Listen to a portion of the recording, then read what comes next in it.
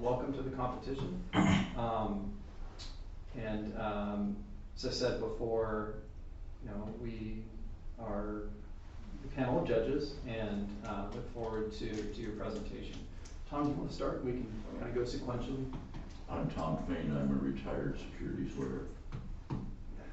Thanks. My name is Robert Beamer.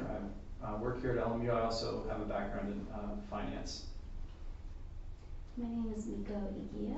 I, for 3 years, worked at NASA Jet Propulsion Laboratory. I'm now at Riot Games. I'm also in finance.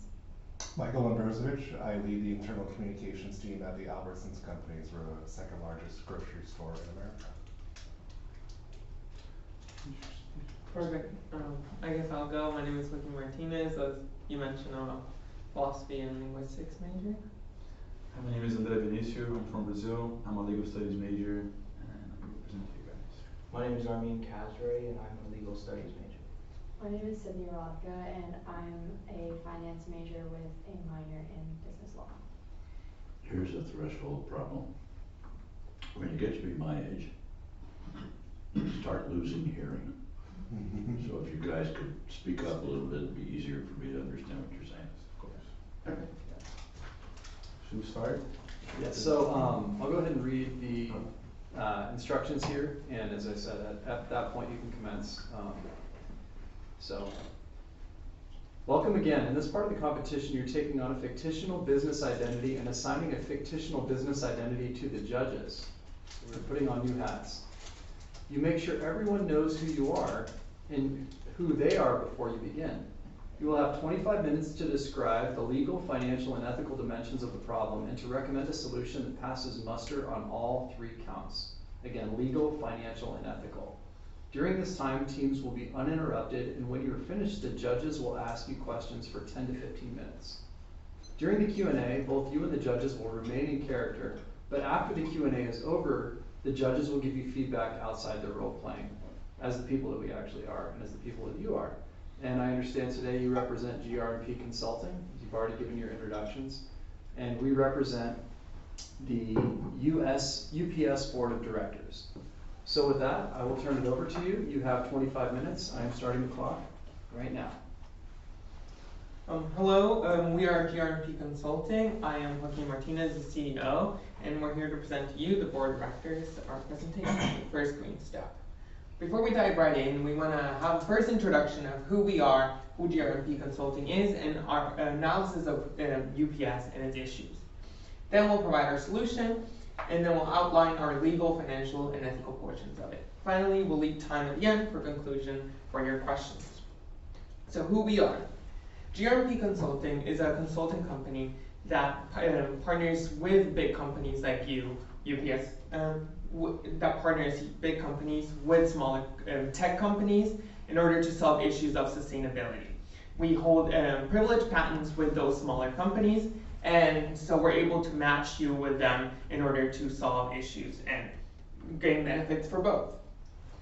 In terms of who UPS is, we all know who you guys are. You guys are an American staple. Seeing them around cities is just something that we all know. Moreover, you have more than 120,000 vehicles going around. And besides the size of your company, you're also a very sustainable company. We know that you partner with recycling companies in order to solve the issue of packaging issues when it comes to the environment. And you're a leader in flying sustainable and having an electric fleet around cities. We looked at your sustainability goals and particularly focused on the first one right here. It says that by 2025 we want to achieve a 40% alternative fuel in-ground operations. And we have noticed that you've made a lot of progress in terms of inner city cars because you've gone in the electric route. However, we did identify a problem in achieving this goal, which is what happens with heavy-duty trucks. While, as I said, you have made a lot of progress in terms of electric inner-city cars, there has not been much technology able to replace the heavy-duty trucks you already own, and most of them are currently run on diesel. You obviously have identified this problem. This problem is not new to you. Part of your solution has been currently to just wait for technology to develop in order to have sustainable and financially sound decisions in terms of how to move forward. Not only are you waiting, but you're also investing a lot of money into companies to develop better trucks so you can replace your current diesel run trucks. And the last problem we identified is that what happens when those technologies are completed? Will you be required to just change your entire fleet of diesel trucks into, let's say, electric? What happens to those trucks, and what happens to your decades of investment into your current fleet? This is where our solution comes in. We propose you license a technology from one of our partners, ClearFlame, that diversifies the fuel capacities of your diesel engines.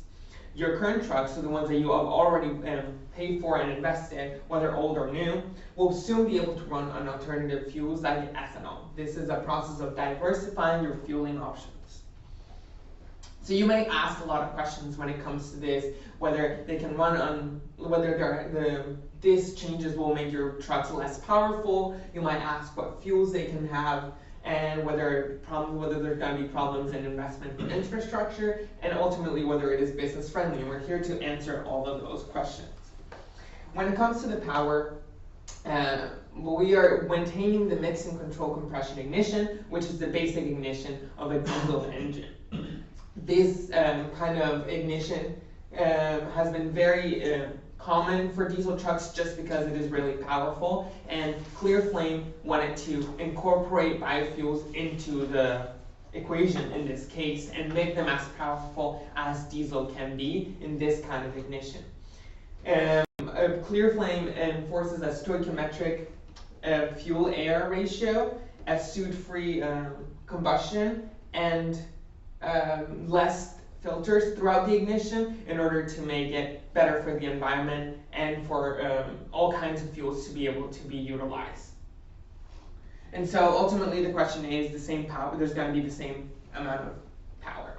In terms of fuel, you might ask what kind of fuels this allows, and ultimately our solution is all about diversifying your fueling options. So this opens you to biofuels that are more sustainable like ethanol, methanol, butanol, but it also allows you to utilize gasoline and diesel in order to have safeguard in terms of what you can utilize.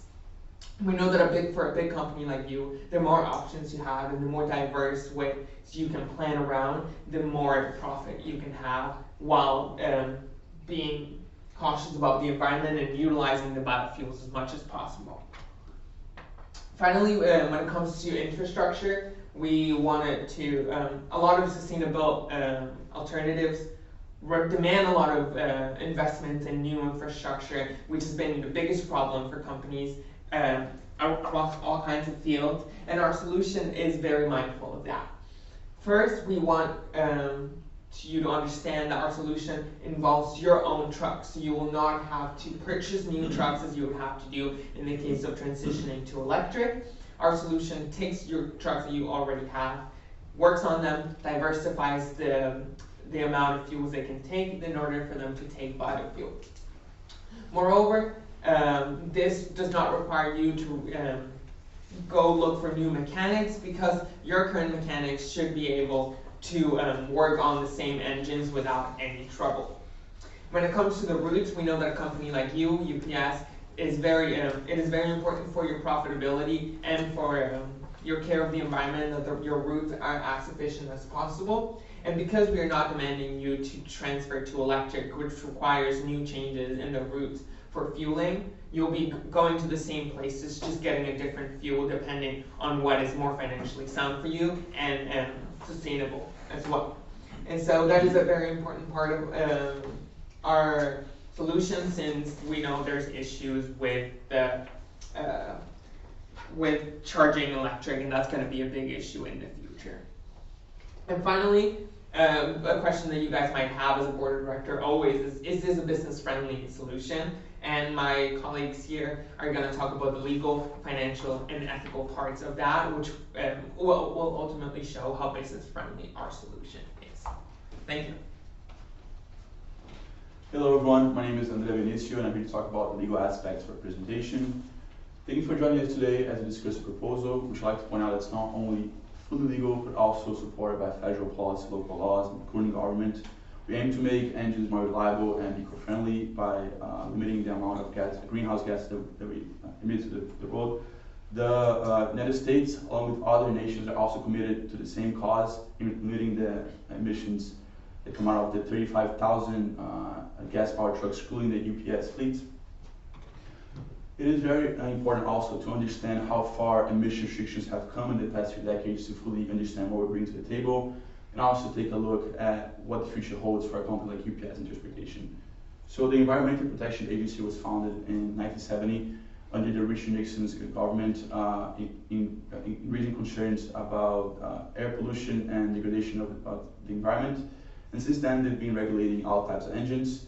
But they only started regulating heavy-duty diesel engines in 1974. And a great example of those regulations was when, in 1997, they set a new limit for nitrogen oxide emissions on engines to be 2.0 grams per horsepower hour, meaning they can only emit 2 grams of nitrogen per hour of useful work produced. Which is way low of what it used to be in 1970. But then fast forward a couple of years in 2022, they lowered it again to a mere 0.035 nitrogen oxide grams per horsepower of hour produced, being 60 times lower of what it used to be in 1997. Those restrictions are to be taking place and completely implemented by 2027, being very optimistic to the future of the nation. Very recently, also our current president also signed and issued a presidential executive order outlining with a firm hand the future of gas-powered trucks in our nation. He affirms that the United States must lead the road on clean, efficient cars and trucks. He also asserted very progressive goals, such as that at least 50% of all vehicles to be sold until 2030 to be zero emissions.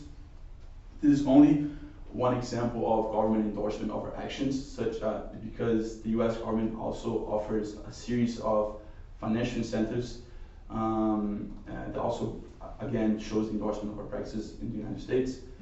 And it is no question that these restrictions have come a long way and are helping indeed the environment, but there's still a long way to go since greenhouse gas emissions are at an all-time high and air pollution is also an all-time high.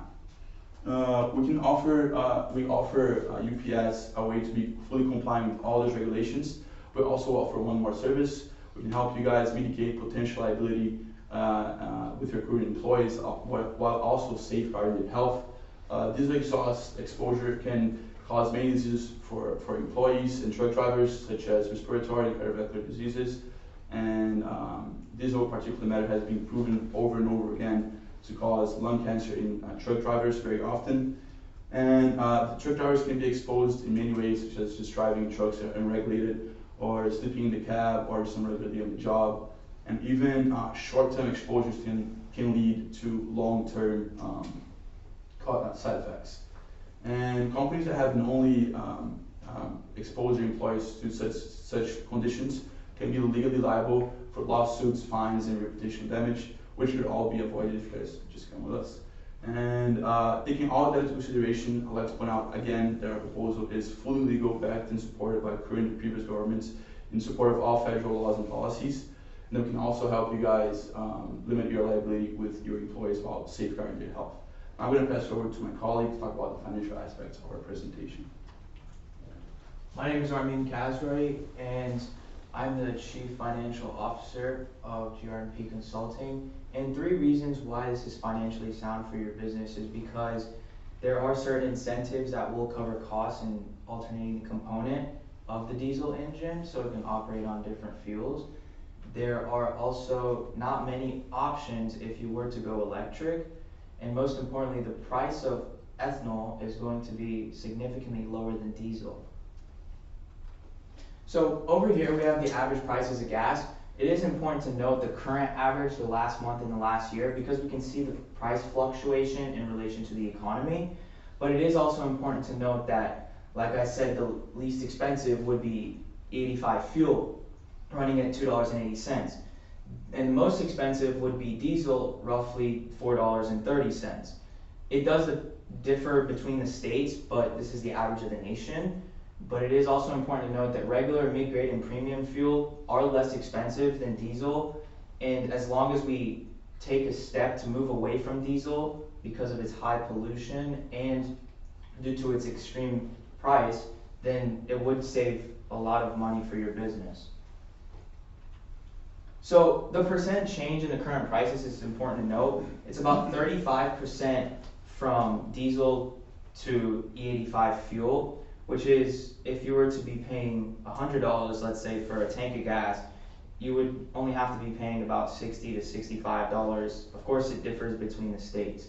But we do focus on transitioning from diesel to ethanol, but like my colleague Joaquin mentioned, we do also alternate the components of the diesel engine so it can run on regular fuel, mid-grade, and premium. Regular fuel is about 19, maybe 20% less expensive than diesel. And although it does seem that premium wouldn't be the most viable solution, even if you take a step closer to going away and moving away from diesel to a more sustainable way of living, it would be beneficial. It is important to note that regular, mid-grade, and premium also, it is the components of alcohol and many other chemicals and ingredients that make the fuel, but the higher you go in octane, it will make it more purified of a fuel. So there are incentives to decrease prices, one being grants. Grants are going to require the most paperwork, but they also will cover the most out of the rest of these incentives. Rebates and vouchers would work very beneficial to you all, because you guys can have possibly a few hundred to even a few $1,000s covered. And being able to have those components covered in the transition to operate on ethanol or any other types of fuel is important, because then you wouldn't have to pay for it, let alone that it isn't difficult to alternate the components. Then we have low-cost loans. You guys are a extremely successful company, as it is known by many around the world, but debt makes money for you guys because you guys have about $19 billion in debt. But you guys are a very successful company because the debt is allowing you guys to invest your money elsewhere, for example, like Joaquin mentioned, to go into a more green environment, and you are investing in those smaller startup companies to possibly support you in the near future. Tax credits and tax exemptions, they do benefit you all. They don't require much paperwork, if any, like grants, but you also should keep record of your own purchases and so forth, in case the IRS or any government officials would like you to provide proof of purchase, in case they would like to cover you with a tax credit. So it's a pretty simple process in applying. You basically choose a federal incentive, and then you clarify and confirm that it is that specific project, because every single incentive has certain requirements, and they are all different in many ways. Then you gather the necessary documents, and you simply apply. But it is important to note that application processes differ depending on the incentive, so you should take that into consideration before taking action and choosing the incentive that can most likely support you. You may ask, why not electric? Well, this is a complex answer, but it is very expensive. The average price of a brand new Class 8 truck is going to be about 117 to 125 million. 117 to 125,000. My apologies. And for the average of a used Class 8 truck is about roughly 85,000. But the average price of an electric Class 8 truck is about 2 to 3 times more. An example of that is Line Electric, one of the very few options. They just received an order not so long ago for $20 million for 50 Class 8 electric trucks. That's averaging for about $400,000 per vehicle, which is significantly more expensive. Financially, you could be able to afford it, but it isn't beneficial because you could be investing that money elsewhere, which could increase the productivity and profit maximization of your company. There are not many options. Light electric is one of the very few options, and there is limited charging infrastructure. One thing that you guys may notice driving on this highway is there are many truck stops they have a lot of land, and it's convenient for truck drivers to pull over and fill up their tanks and get back on the road to drive towards their destination. But having electric trucks, the most traveled distance you can travel is about 500 miles, and since there aren't many charging infrastructure, you would have to take a detour from transporting your goods or products, most importantly your perishable items that you would have to take to certain markets and grocery stores in order for them to be able to sell it. So it would cause a multiplying effect on other businesses if you were to arrive late to your delivery destination, and even taking a detour could possibly cause you to be in an area that you aren't so familiar with, and it could cause many other uncertainties. So it is important to note that for every 1,000 trucks you purchase, you would be spending about $117 million for the diesel truck, and then you can alternate your components so it can operate on different fuels that are significantly lower in price, and they pollute less. So it is moving us towards a more green environment. But you guys already have many trucks, but you guys are also still purchasing diesel trucks. So an initiative to possibly change would be to alternate those components, but remain purchasing the diesel trucks. Then you have electric. It would be ranging about $350 million to $400 million, and that's about a 70% increase when you can be investing, like I said, that profit into other companies like the startups, or even donations, because your company donates a lot to many charities and organizations. Now I will be passing it to my colleague, and she will be discussing the ethics. Hello, my name is Sydney Rothka, and I am the Chief Sustainability Officer. So our goal is to provide you with the most financially and environmentally viable solution, which in this case means switching from diesel, a fossil fuel, to ethanol, a biofuel. Diesel is made of crude oil and biomass, and ethanol and the other alternative fuels that we're marketing for right now are made from corn. Okay, this is the truth about fossil fuels. So diesel impacts the health and well-being of society, our environment, and the global climate, specifically through increased risk of asthma, worsened heart/lung disease, excess production of ground-level ozone, reduced visibility because of air pollution, and the creation of acid rain, which enters the human food chain through water and produce. Okay. Metropolitan areas such as Los Angeles have a 3 times higher likelihood than the suburbs to see an increase in ER visits and a decrease in productivity. In 2016, there were 21,000 deaths due to fossil fuel, specifically diesel, and in 2010, $139 billion was lost through ER visits, hospitalizations, and lost work days. So this is the Democratic Republic of Congo, and going electric means taking advantage of the Congolese people. They work for $2 a day as kids and $6 as adults, but there are no other job opportunities. I don't know if you guys are familiar with this, but cobalt is a key component in electric vehicles. And while people like to romanticize electric vehicles to be saving the world, that's not necessarily true, because saving the world means saving American citizens, but that's not the standard for what a human is, and these are still people. Okay. Miners hand dig a hole and climb through it for about 1.5 hours, cut out cobalt, and climb out in relatively 2 hours. This is to say that it is unethical for the supply chain to have such morally questionable practices. And how would you feel if you were to put yourself in their position or your children? There were 2,000 fatalities in the Congo every year in 2020, which is definitely higher now as we go more and more electric. However, 2,000 is unfortunately only 1% of the workforce, to say that 200,000 people risk their lives every day so we can have electric cars. You as UPS owe legal duty to shareholders and stakeholders when it comes to increasing profits for people who don't want to be involved with such an unethical practice. And just to clarify, these people would include clients, vendors, employees, anyone with a vested interest in the company, generally just the community that you're concerned with. Our long-term solution would be to produce the greatest benefit with the least amount of harm to society, especially during a time when carbon dioxide levels are at an all-time high.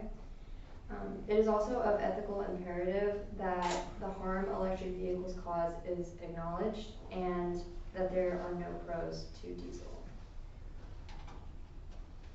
And with all that, you guys have seen our solution. You guys understand better how it works and the effects it has on legal, financial, and ethical portions of your company. So now we're just open for questions from you. Thank you. Nice job. 23 minutes. Okay, so we will open it up. We, the UPS Board of Directors, will have for you some questions. I will start. I'm supposed to start with an ethics question as a senior judge. And I think you kind of tackled the complexities pretty well.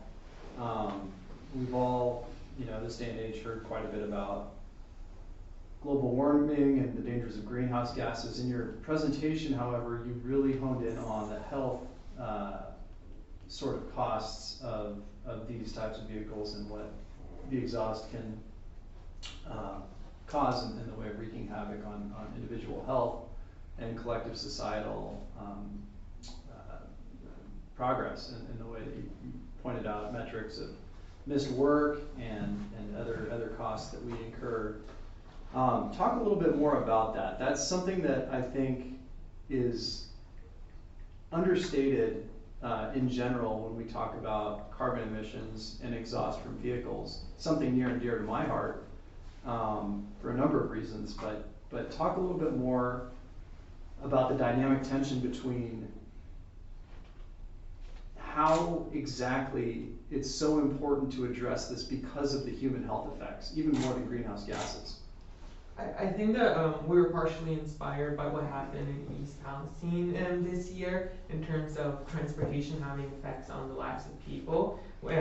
Actually, what is currently on the rivers that has been found is diesel exhaust and just diesel complete from the train. And so we were partially inspired by that to look for a solution that would address those issues in terms of health, as we mentioned, talked about Los Angeles. And in terms of ethics, it's really important because we tend to think of ourselves as very individual in terms of companies as so, but the air is ultimately shared by everyone, and affecting someone else's health by what you do is very, very impactful. We know, for example, how smoking has been reduced in the United States by creating conscious of the effects you can have on the health of others that share your space. So we think that companies as well should be mindful and be bigger, even bigger. Taking a cigarette is small, but having a fleet of diesel trucks has a huge effect on the people of America. And as we have seen, ultimately of the people of the world, including the people of from the southern hemisphere, they are mostly affected by our effects like polluting with diesel without seeing the economic effects of benefits of doing this. So I think that our solution was all about bringing that understated, as you say, part of just whatever you do has an effect on the health of someone else, and that it should be accounted for. Yeah, right. And perhaps, of course, some people would say the planet's more important than human interests, but if we don't have a human race, what good is anything, right? So you had some really compelling statistics. So almost 500,000 premature deaths each year, and just a whole host of other percentages and so forth that you brought to light.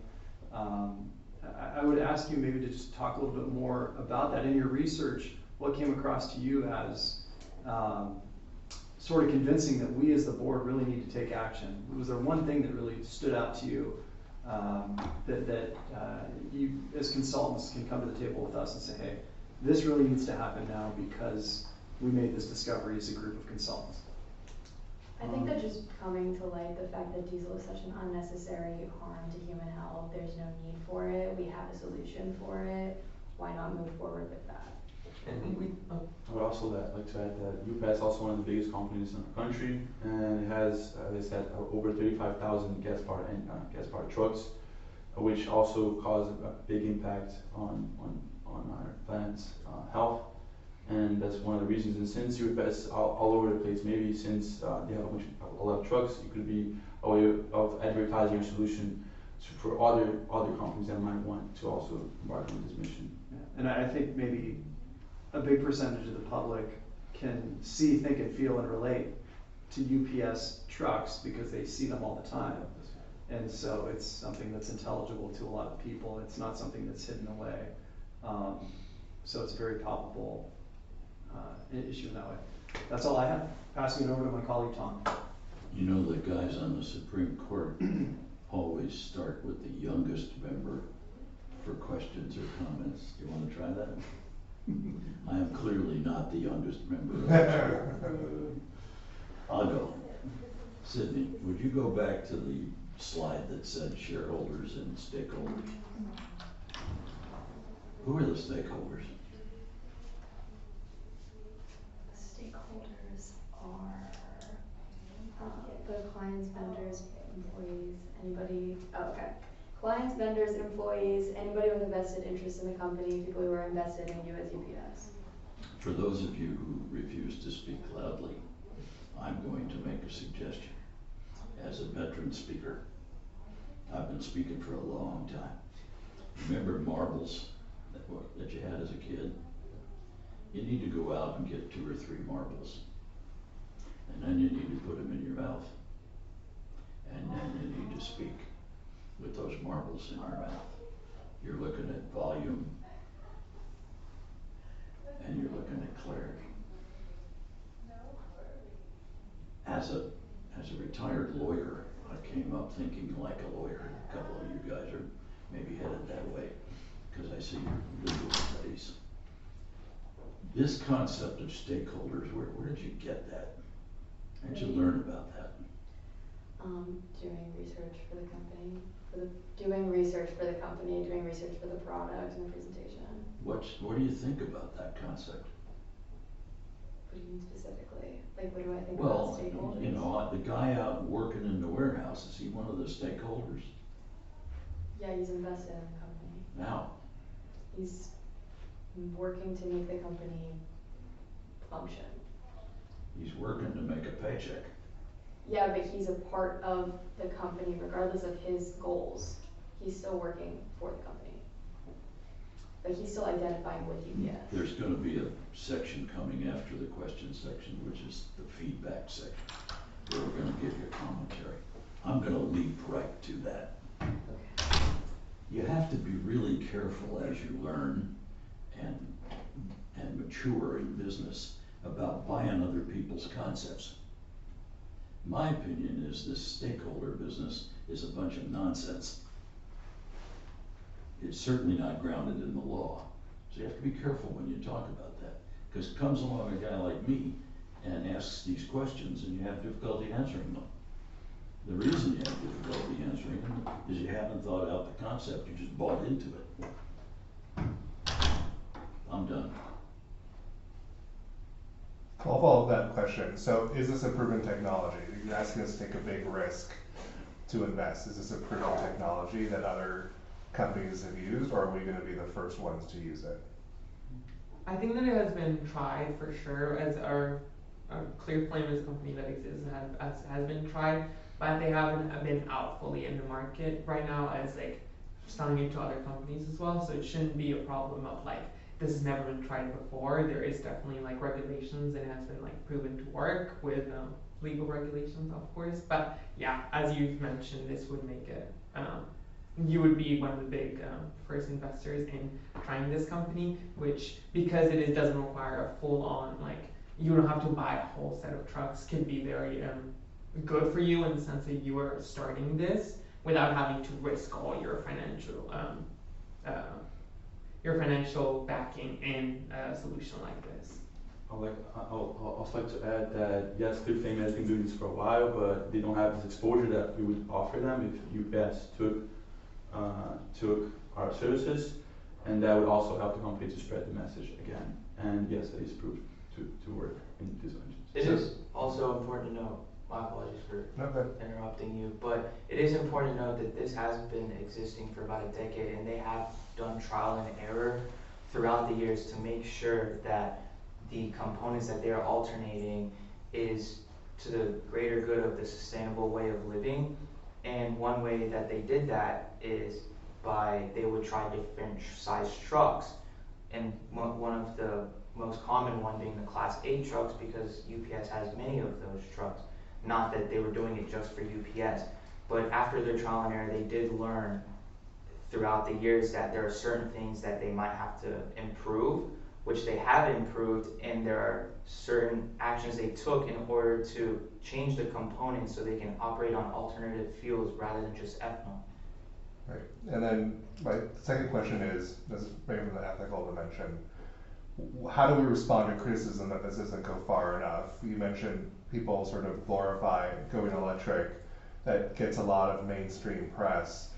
How do we respond to critics who might say we're not going far enough, we're just sort of keeping the status quo, and we're not really doing everything we could to really push the envelope and saving the environment and being more efficient? Well, it is important to note that you guys are one of the biggest transportation companies in the nation, and you play an extremely large role in influencing other companies. While that being said, if you all take one step closer to moving green, because if you were to, let's say, operate on just electric fuel, your cost would be significantly higher. Ethically speaking, you would be affecting many other lives. Like your colleague mentioned, he said that would it be necessarily to decrease the amount of greenhouse gases that we release into the environment and support the change for the climate in a more sustainable manner? Yes, that is important, but you also have to take it into consideration if you were to have citizens of our country in the United States, for example, if we had the cobalt to mine, we would not firstly put minors and children between the ages of 5 to 15 in that role, but that would also cause other individuals, like adults like you all, to be put in that position. And being put in that position is going to affect your health as well in a long-term manner. Even certain individuals have health conditions that even within a few months to a few years, they would be affected significantly. I have one thing to add. So you also said that we might face a lot of critics, right, by taking this route. But I would like to say that we presented a lot of facts saying that going electric, it's not financially smart for our company, and a business has to do money at the end of the day. If your company has to do money, has to make money at the end of the day. And the fact that UPS would already switch what they're doing right now, which is working financially to improve the environment, would probably respond to those critics by itself. And changing to electric, as you said, it's not ethically backed because of the people that suffer in the market of cobalt.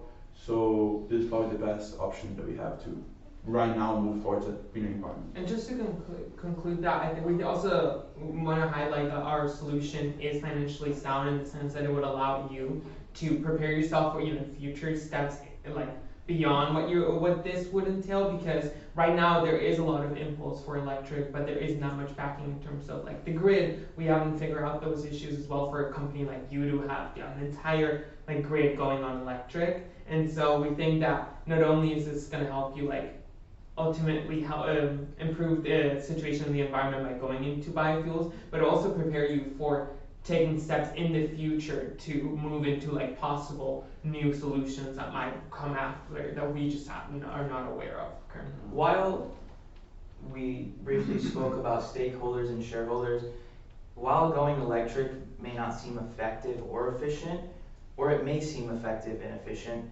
the overall goal of stakeholders is to maximize profit, and being able to do that is sometimes not difficult for a large company, but it is also important to note that shareholders and stockholders that have invested their money and more than that into the company just for, God forbid, something happens and then the government officials or other businesses start criticizing the company, then those individuals are worried about their investments into that company because it'll start causing a bad reputation to you all. And being a big company, that is not necessarily the best start or best move into a more sustainable manner.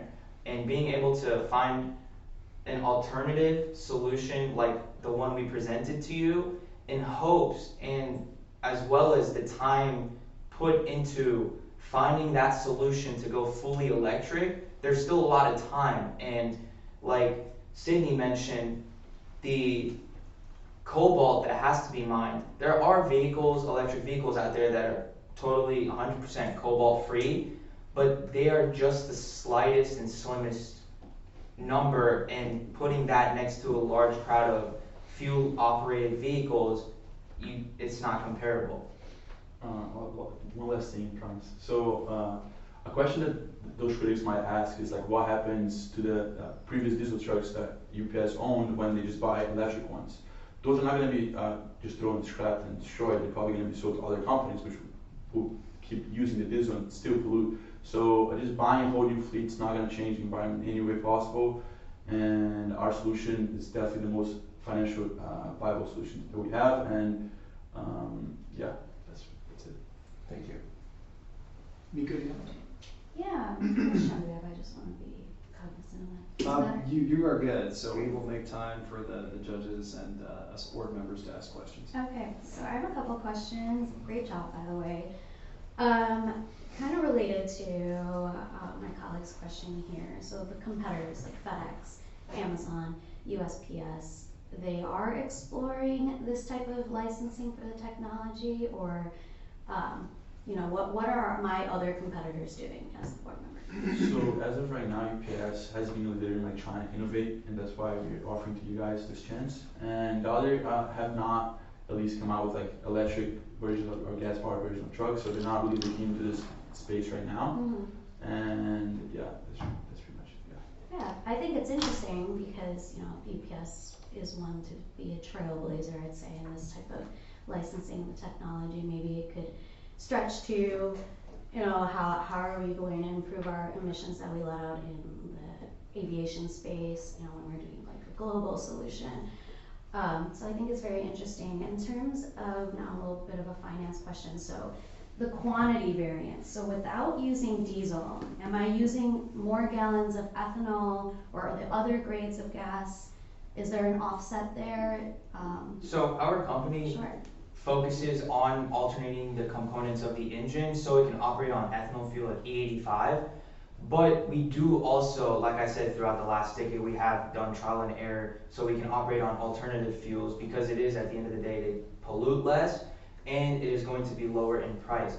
So we do offer the transition so it can operate on regular fuel. Like I mentioned previously, from regular to mid-grade to premium, it's the clarity of the fuel and the lower content of alcohol.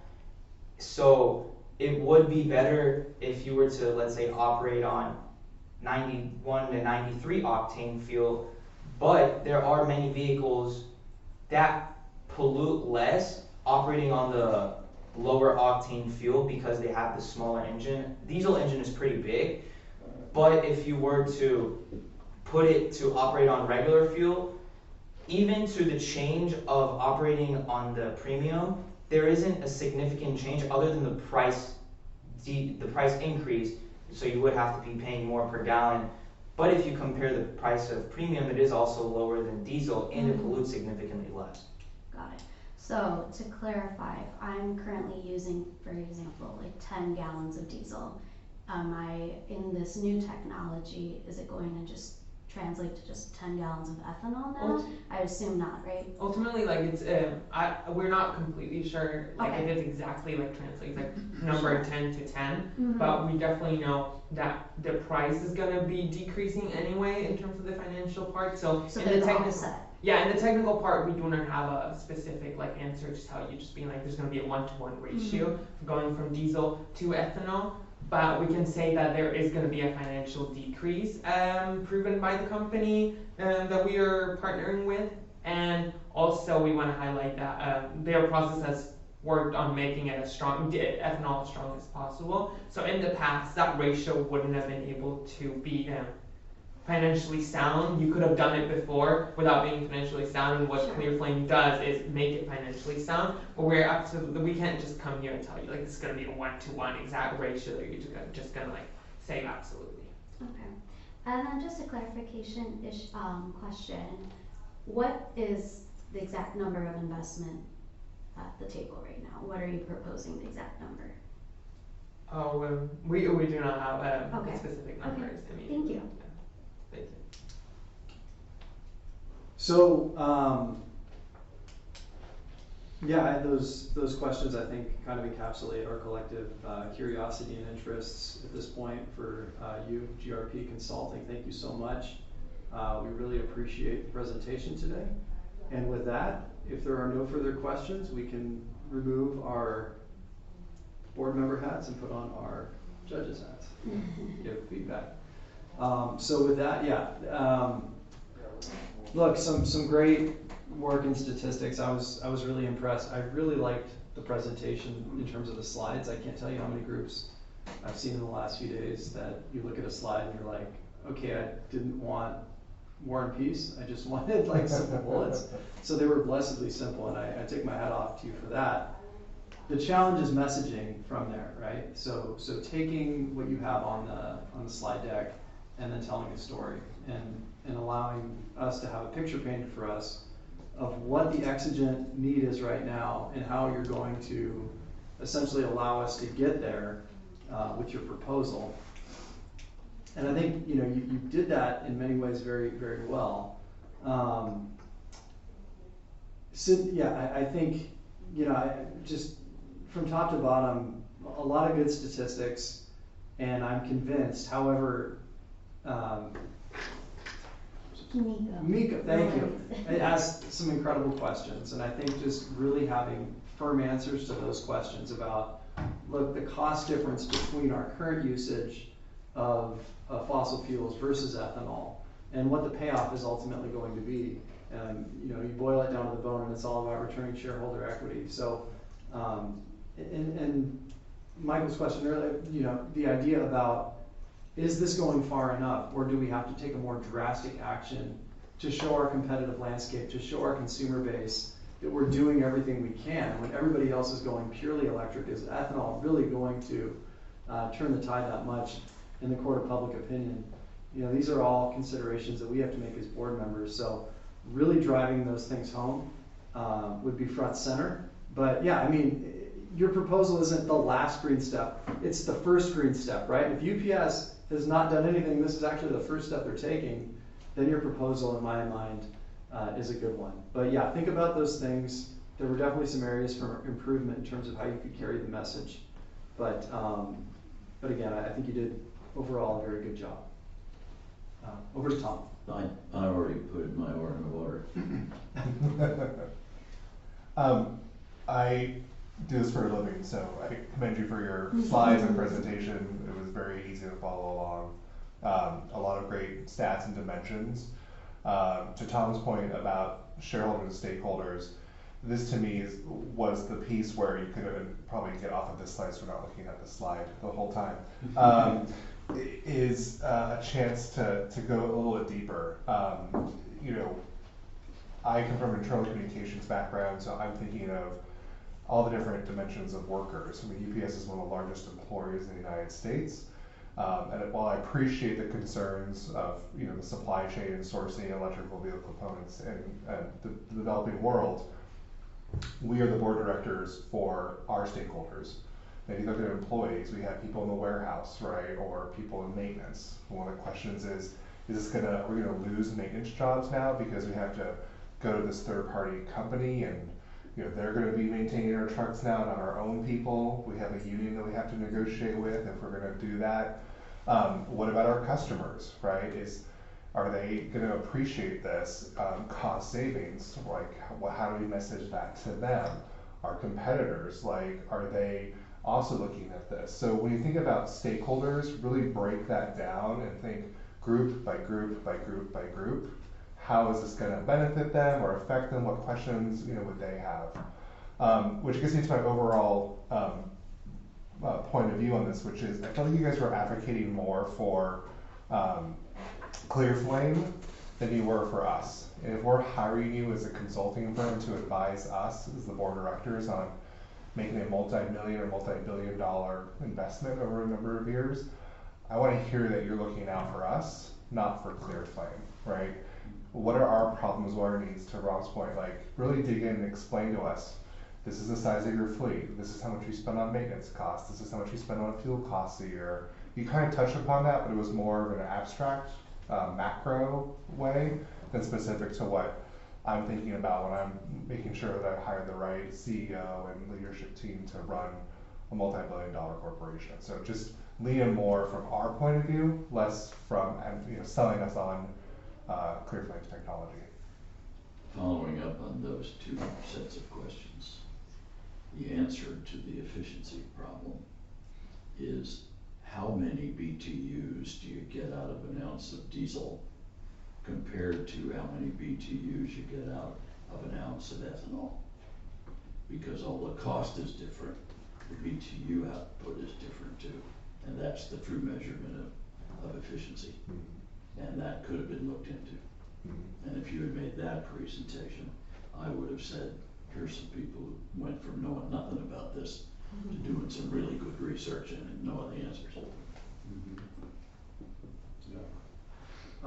And in many ways, Michael's point and Tom's point and Miko's point all together, point to dilemmas that we face as people that are working in business, as consultants, because you're trying to advocate, but simultaneously you're trying to be critical and make recommendations. These dynamic tensions play together, and they make it a very challenging thing to put together an intriguing proposal that also carries the gumption of urgency and take action now.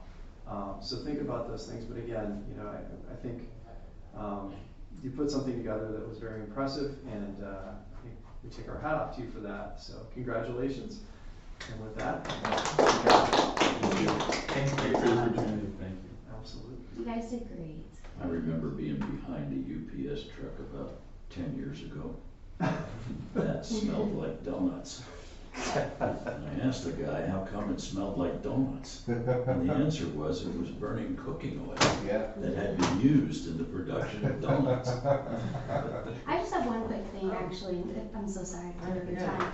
Just really two quick things. I totally agree with Tom's point. If there was more metrics, if I could just see the numbers, the equation, the different units by cost, that definitely would have been helpful. But I do think that you guys did your research. It looks great. I know how difficult this is for sure, coming up here and presenting something in front of all of us. And I have a little bit imposter syndrome myself because I see you guys. I see myself in your shoes, so I think you did great in that point. And then really quick thing, try not to use the word you guys. That was something that I used to do. That was feedback that was given to me. So, I don't mind, but I know that was feedback given to me. So try to find other ways to engage the judges, right? Say, that was a really good question. Let me go into that. And I think that, that would really drive the conversation totally differently. And then the last thing, to be that voice in that room, it doesn't always have to be the person that has the most experience. You feel that you're the smartest. It's really the person that believes in the product. And I can tell the difference between someone that really believes that this product is going to, change your company versus, I'm kind of in between, right? So as long as you share that confidence, that energy, oftentimes people will get behind you. So again, I think you guys did great, and I wish you the best of luck. One more I tip. don't know if you guys have done this before, but I've been on a lot of these panels over the years, and this is a pretty good panel. Yeah. We've got some pretty good questions here. So you're getting the best. And when someone asks you a question you don't know the answer to, don't say I don't know. Say, tell me more about why you want to understand that. Why is that important to you? Put it back on them and probe them further to figure out what's really motivating them. Because it may not be the question might be the first level question, but if you go a little deeper, you might be able to connect with them and have an answer on that question. Yeah, and I'll say, that's a skill set that isn't, you don't find the holy grail there overnight. It's experience, as Tom said, 50 years of doing, and however long it is. I mean, the teams that I advise that do the same thing at UCLA make these same problems. They're graduate students at UCLA, and it's bottom line, it's going to be a process, so just be patient.